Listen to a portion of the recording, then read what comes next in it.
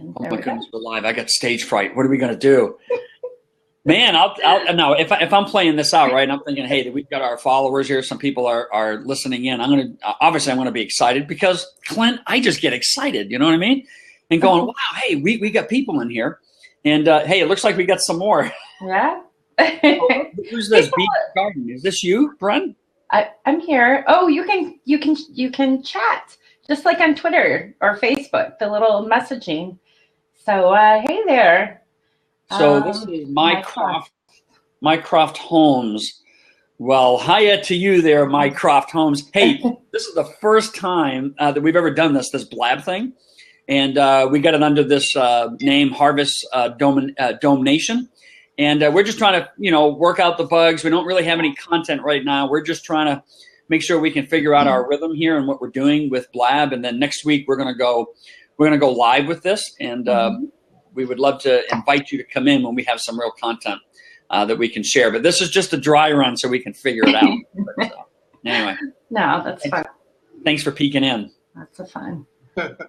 So these are the kind of domes that you cover with, that's the question. Loop. I don't know what the loop is. Clint, you know what the loop is? Mine says with dirt. Yeah. I don't know where you got loop from. I see 2 questions. These are greenhouse domes, so we're definitely not covering them with dirt. We're covering them with plastic that's called solar wrap. Right. In fact, I'm telling you, to be able to come in. What was that, Clint? So we want to allow the light to come in so the plants can grow. Right. Exactly. So, yeah, I mean, here we are in New Hampshire. Okay, for those that are listening in, let's just run, all right? We're going to dive in. We're going to do the backstroke. We're going to just figure out Blab while we just move along, I guess. We're in New Hampshire. Clint and I are in New Hampshire in 2 different towns, and we're growing in a geodesic biodome in December. And it's exciting to go into this 38-foot dome. It's crazy. And then Bren's out in Ohio. Bren, what are you doing over there, man? I'm in my 20-foot dome, and it's doing great still. I can see the picture behind you on the computer screen. So you know what? One of my favorite pictures that you've posted, Bren, is the one at night. It looks like a postcard, and it's just like a Van Gogh or something. Like I don't know. It just looks really, really good. I like it. With the light on the dome in the middle of the night. Yeah. It's an adventure. Every time I walk in there, I'm just amazed. I sat like a little electric heater in there, kind of like a makeshift thing, because I panicked the first nights. It was in the 20s, and it doesn't work. So, which is good because now I'm using, so it's basically all passive heat, and it's doing great. Yeah. Anyways, yeah. I'm actually doing a high tunnel. Clint and I built a high tunnel on a giving garden that I help to manage. Nice. That's in town that gives all of its produce away to really people that just have a food insecurity. And so we just sort of show up with a bunch of produce throughout the summer and now into the fall. And we're now coming into winter. And we got all these greens that are growing in this high tunnel that Clint built. And it's all passive heat. It's just crazy, crazy stuff. Yeah. So can we actually tell if people are still live watching? I guess there is. I guess there's one person that's in live. So so this is Vanco. Vanco, you're getting like the primo. I mean, it doesn't get more realistic than that because there's no act here because we don't know what we're doing, man. We're just figuring it out. You know what I mean? I mean the Blab thing. Yeah.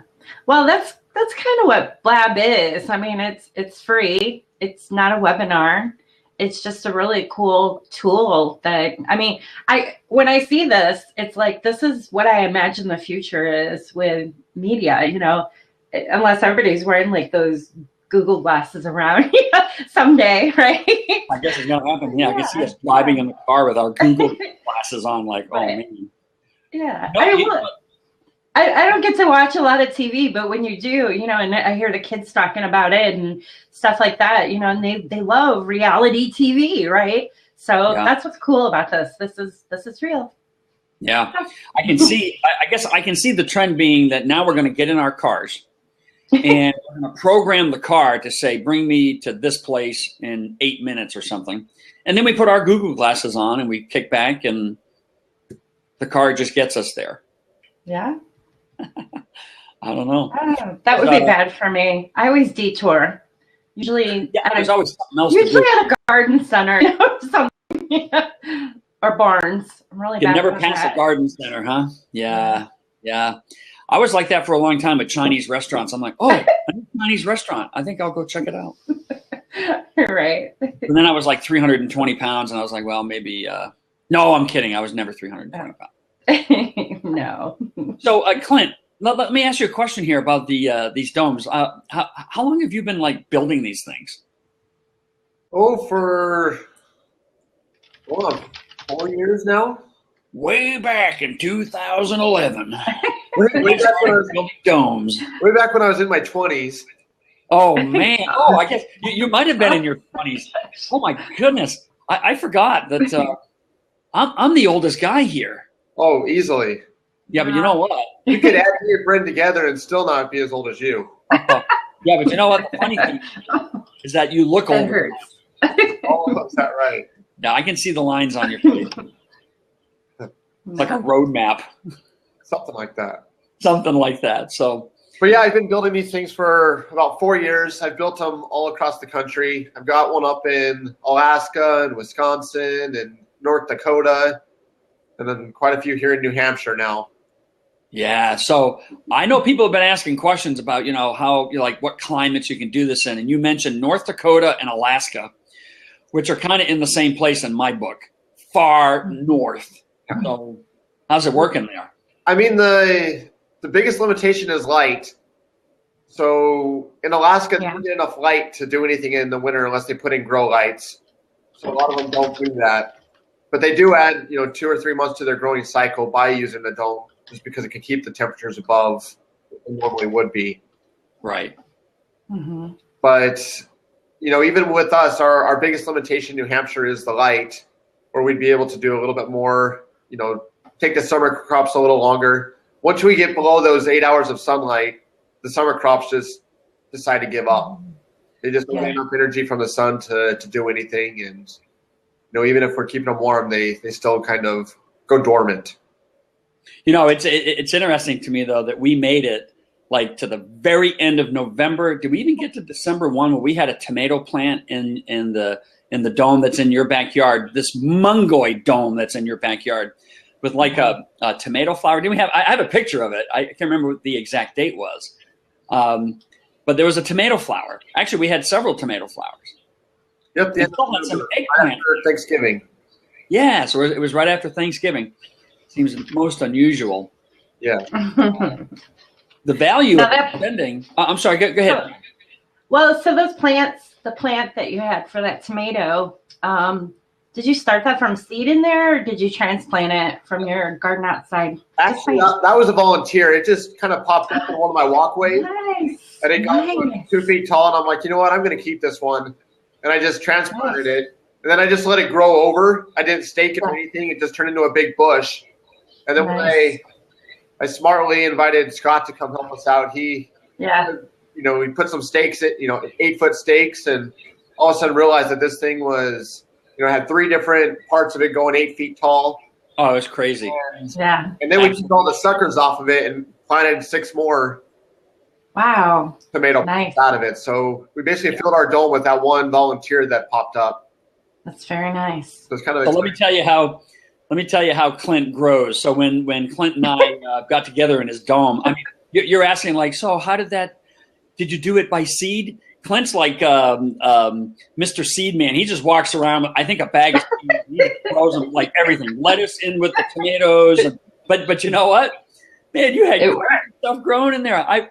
I saw lettuce plants that were like 4 feet high. I'm like, what is this? Those are the best. Lettuce leaves on it. It was crazy. Those are the best. I actually see a lot of new community gardens that are like that. Like, it's just a bunch of people who they just want to grow and they get all these seeds and they just do it. And you'd be amazed the crops they grow, just random. And it's awesome. Yeah. It's called companion planting, Scott. Huh? It's called companion planting.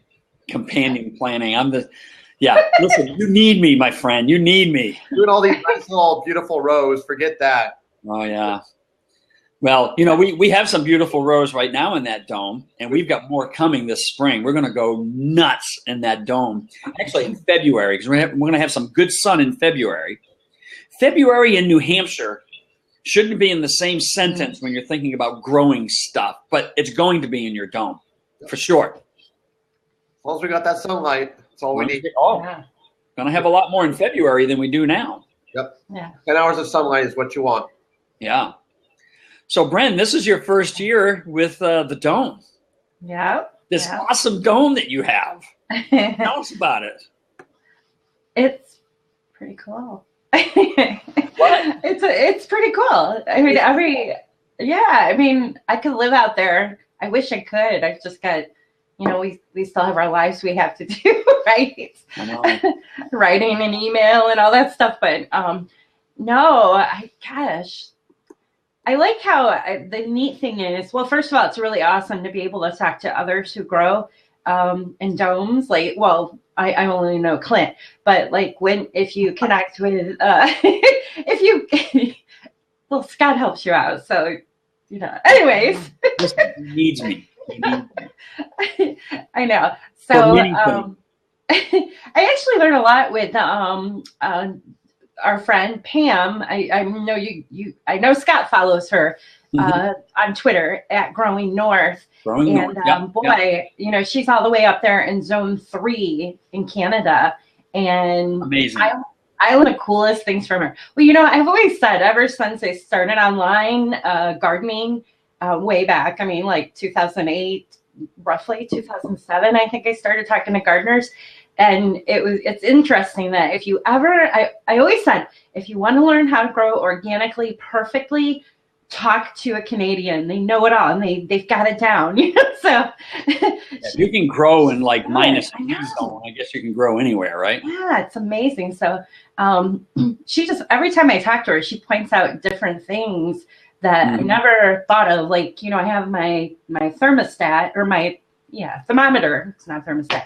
Thermometer up in the corner, kind of near the door, tucked in the dome there where the sun's not hitting it. Or, well, that's not true either because how that works. You know what I'm saying? It's not facing where the sun is. Yeah, because it could really give you a misreading for sure. Yeah, but now that's hard too because the solar wrap is all indirect sun, right, Clint? Actually, there are 3 words with it, right, Clint? It's what? You get direct, refracted, and diffuse sunlight, so you get a little bit of everything. Okay. I got to tell you, I go in your dome, Clint, and I feel like I walk in at 5'9". When I walk out, I feel like I'm 6'2" because the light, it just makes me feel like I'm growing in there. Well, crazy. Do you find in yours there's like little microclimates in different areas? Does that make sense? Yeah, well, you got the aquaponics growing. There's something different about, you know, what's happening there. And I know that as it gets colder, I know that maybe that's more affected maybe on the edges. And then you've got your inner circle, Clint, that's all the soil base that never freezes, which is really interesting. Even under the most severe conditions. And New Hampshire gets pretty severe conditions. How was that for me jumping in and answering that question for you, Clint? No, that's I just took over. You know, we finish each other's sandwiches. Who? We finished each other's sentences. But in the movie Frozen, sandwiches, it's funny. Haha. Yeah. Usually I have to make your stuff sound funny. Yes, I have to finish your sentences. Yeah. So, what do you mean by microclimates? Do you feel like that there's parts that are a little warmer than others? Yes, I actually, I just put out, I bought a whole bunch, I bought about 6 different thermometers and stuck them in various places in the greenhouse, like one down, you know, down where I have my little makeshift raised bed growing right out of the ground, right? And then I have one up by the radishes, which is in a structure that stands about 3 feet tall, 3 feet tall. And then I have one tucked over on the like other south end, but up in a higher container. And it's kind of interesting how they range in temperature. Which one's the warmer one?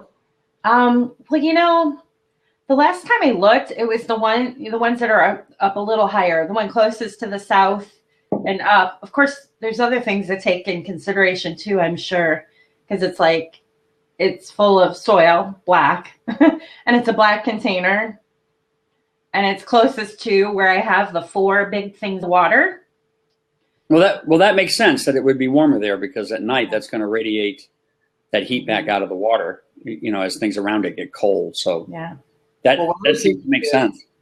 Is during the daytime, the thermometers that are higher up would show higher temperatures because the heat rises. Okay. And then at nighttime, when the sun goes away, I bet you the ones closer to the mass on the ground would have the higher temperatures, because then the air kind of gets colder. That'd be my guess. So if you're able to track it at nighttime and daytime, I bet you they kind of flip-flop a little bit. You're going to get more of the moderate, not as many peaks and valleys near the dirt as you would up in the air.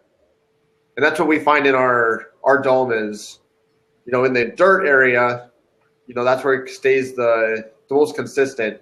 But the closer you get to the outside of the dome, that's where it can go up and down a little bit more drastically, because there's no mass holding heat, just the sun creating heat. Which makes sense, because I think that soil bed is also a form of passive heat as well. Well, it is. So, right? It's pulling in heat. Up all that heat all day long, and then it lets it go at nighttime. Yeah. So that's why it would. Yeah. Which is why we can grow, a lot of these greens, which don't require as much sunlight. And just for an example, it's amazing that we've have had a mild fall. We still get, we're still dropping in the low 20s. I still have a few things that are technically alive in my garden, but they're not doing anything. Right. They're just sitting there. It's like suspended animation. Well, let me tell you something. I was in the dome just before, and on this one occasion, just before Thanksgiving. In your dome, Clint, if you remember, I picked a bunch of greens that we gave away to a local food pantry. And I mean, I picked more than I could handle. There was so much stuff growing in there. It's just non-stop. This thing is just crazy. Those have all grown back since you did that too. Yeah. So I got to get in there and do some more picking. I need some salad. Picking and planting seeds. You should stagger them, right? Are you doing that? So actually, I mean, we've got the rows pretty defined. What we probably need to do is get back in there and now plant some new ones, because we'll exhaust the others. But we're always competing with Clint's son, James. Like James and the giant peach. I mean, he's just going around, man. He thinks the dome's his, I think, and sort of lets us in. But he's planting. We had cucumbers coming up a few weeks ago, or a pumpkin or something like that, and corn. He's going around planting stuff everywhere. So. That's awesome. Yeah, the corn finally died, and I pulled it out without telling him. Oh. That was a bad experience. Oh, so he noticed. He's like, I lost it. Where's my corn? Like, well, there's nothing wrong with leaving it. We're in the dome. How's it dead? Yeah, things die in the dome at some point. So, hey, I really think that this kind of conversation and overflow. I think when we invite them in, I think this is awesome. What we're doing right here. It's good communication. I think people could really enjoy this. Yeah. I would then want to say things like, hey, we're finishing up some final touches on a video that we're going to be releasing in the new year. We'll let you guys know about it as we get closer to that release date. And then we go from there. And then we still need to discuss what we're doing for price, of course. And so, so we'll talk through that some more. We'll do that when we're not live, of course, here, but we'll talk more about that and where we're going to put price. And I don't necessarily see us talking about that yet, the price. I'm sure people will ask, how much, but we'll talk about how we want to process that and keep our launch date in mind. So I think once we get a launch date, we can really start talking that up and saying, hey, it's coming. And we'll just try to pick the right time to do that release. So I can see us talking about that video a little bit too. And then people can ask their questions. Cool. So it looks like, Bren, I'm looking at like over here on the side. Yeah. So we see like some other people have joined, but I don't see them. On top. Well, I guess it says that there are 9 people, so there are 9 people listening in. What's interesting is this was, for those of you that are listening in, this was a complete dry run. We really had no real content to bring in. We just wanted to see how this would go and what it would feel like. And I think we can run with this, but we're open to any of your feedback and what you and what you heard. What do you think? Blab.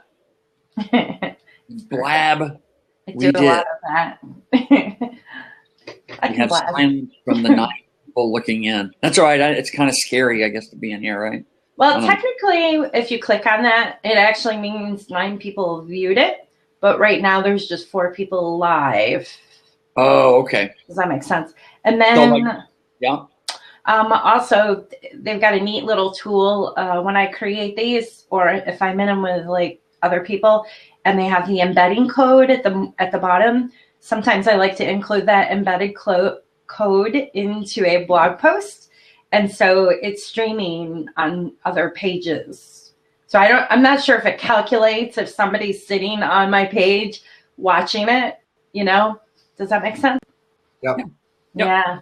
So, but that's okay. I don't care. I mean, I just noticed over here off to the back, we were yanking it up here pretty good. But Van Sliger, you'll be amazed how many people Blab will reach. Yeah, that's what we're hoping. We're hoping to have some good community and share the stuff that we know about growing and about especially these domes and these high tunnels. We've got some really good stuff that we think we can share with people that will actually make it very possible for a lot of people to have these things. So that's what we're doing this for. So it should be good. Right now. Oh, hey. I see Growing North just joined. Yay. And, we should get her on. Looks like she's looking in here. All right, that's Pam, right? Growing North is Pam. Maybe she can join us. I know she's really busy. She's been traveling and stuff like that. Let's say hello to get her on the open seat. Come on, Pam. Sometimes it's hard to go on. I just kind of. I wonder if the sun's up there, like 3 where Pam is right now. It's probably still dark, I bet. You know what happened? Isn't it your ears burn when people talk about you? Isn't that the old saying, Scott? Yeah, what? The old saying isn't it your ears burn when people talk about you or ring or something? Yes, yeah. I knew you would know that. Yeah. People talk about me all the time. Clint's always talking about me. I know he is. So her ears were probably burning or tingling or yes, we were. Yes, Pam, we were talking about you. Were saying we have an open seat. You ought to just come in and say, hey. Yeah. This was our little dry run. We didn't really come with an agenda. We were just saying, hey, let's get in the forum. Let's just see what it feels like. And hey, Clint, why do you have 72 hand claps? And Bren and I are tied. Here, I want Bren to beat you. I don't want to. What's this? There we go. This is a popularity contest. Feel the love. Come on, Bren. I'll give you a little. I'll give you some love too. All right.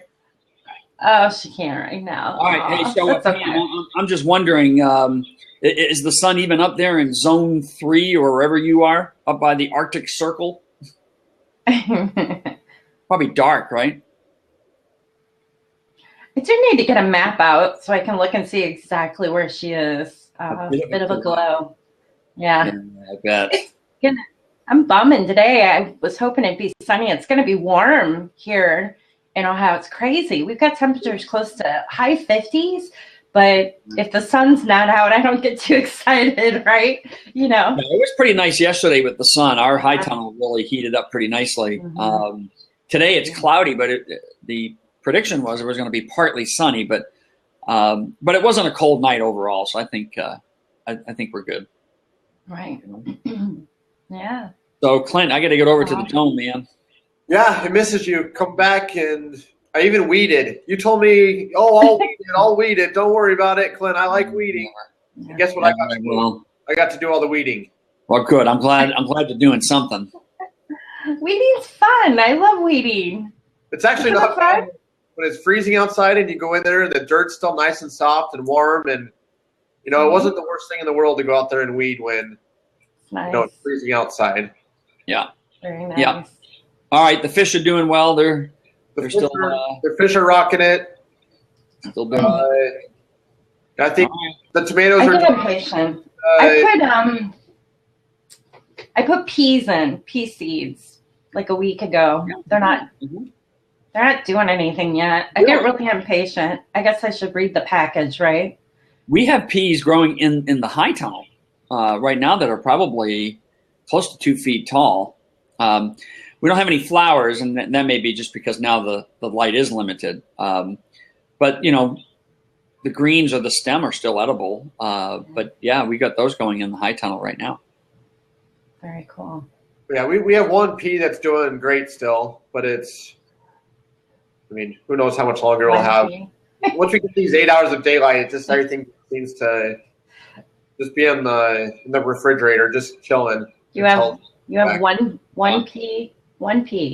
You only planted one pea seed? Well, we have one. I went pea. We were talking about different peas. What I'm saying, Bren, is that we did plant pea seeds. Yes, we have more than one pea. He said pea, one pea. I want to go back and look at the recording on that. Okay, sorry. You're messing with me. We have one pea that is doing better than the other peas. Oh, okay. No, I really get it. I gotta go pee. Maybe we're just talking about this. Oh, stop. I'll be back. No, wait. All right, I think I can hold it. Yeah. Yeah. All right. Speaking of peas, Clint. Well, anyway. Well, you know, there are some cool varieties. There are some new varieties. Yeah, you know what? I wonder how they're going to sell those in garden centers. But I guess that's a whole nother subject. You know, they have these new container peas. Like, so if they're going to sell the pea plant, are they just going to sell one pea plant? Have you ever seen that in garden centers? I haven't.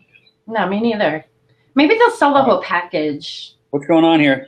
Someone else is in here. No, that's all right. That happens. This is someone's first day on Blab. Ooh, that's nice. We have to welcome them. This is, well, I can't say this is my first day on Blab. But it's the first time. Wait.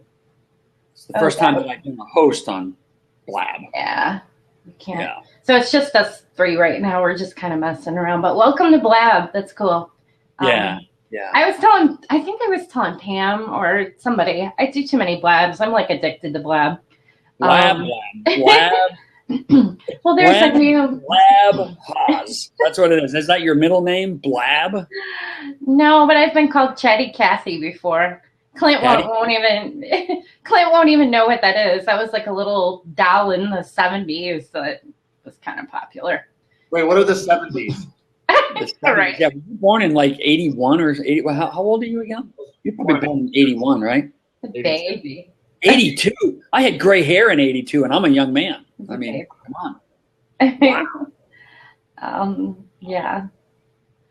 All right. Well, I think this has been fun. I think we can run with this. Do we want to sign off? I guess. Did you say sign off? Yeah. Well, He wants to plant some seeds. We got to think about what's a good time to do something like this. You know, we've got West Coast and East Coast, so there's a 3-hour difference. Mm-hmm. Good point. I mean that evening, and I know evening, it's always a competing time, but I think evening is going to be a time to do it. Yeah. Oh, yeah.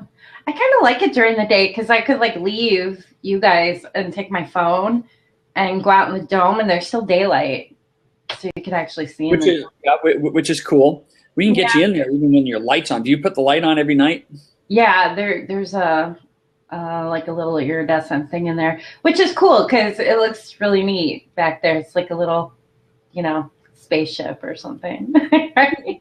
You got 126 on the claps. Come on, there's no way. Bren is look at this. There we go.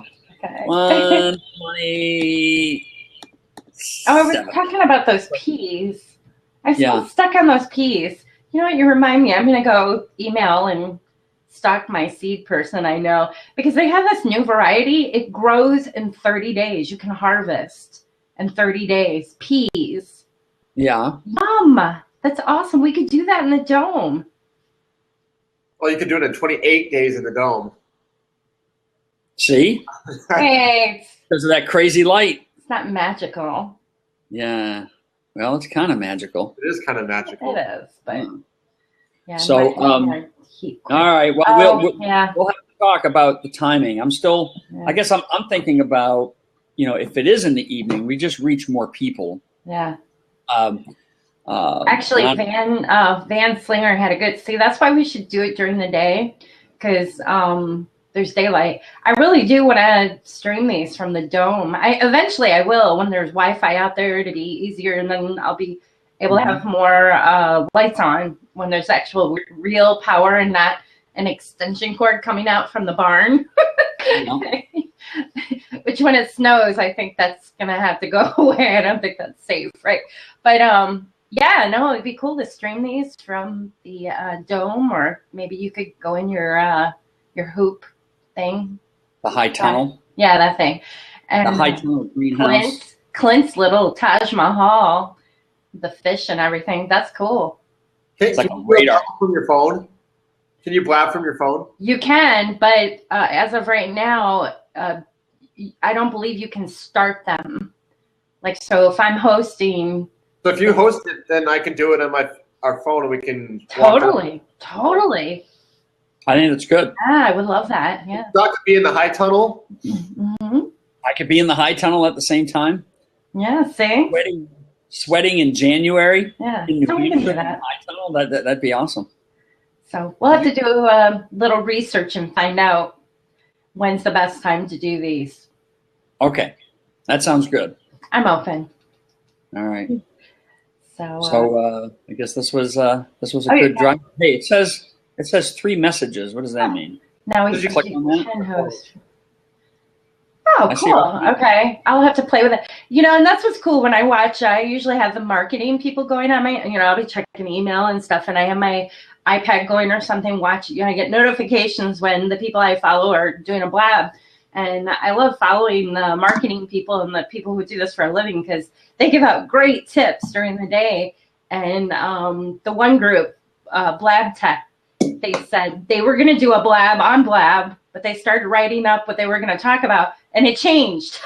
Like, that's how quick Blab is changing, So that's cool. Yeah, it's awesome. Blab. Hey, listen, as we sign up, I want to show you something here. These right here. Yeah. I'm still eating Brussels sprouts. Now, they've been in the refrigerator since before Thanksgiving, but these things are awesome. They're just really good. And which is really nice to still be doing that. And then holy cow! It's a different bowl. Oh, you ate them.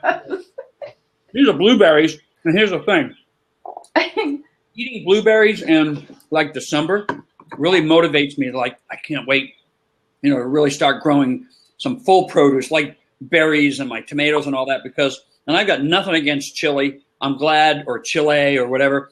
I'm glad they're growing stuff and sending it up, but these are good. Yeah. Nothing like the blueberries in my yard, man. I'm telling you. Oh, Clint, you got a bunch of blueberries in your little dome, your little 10-foot dome. We do. We got 4 bushes in the little dome. Of the blueberries. So for now. Nice. I almost dropped these. So for now, I'll keep eating these blueberries from another hemisphere and waiting for spring. All right. Good talking to you guys. All right. Have a good life, man. See you on Twitter. And keep smiling, Clint. And remember, these are good for you. All right. Yeah.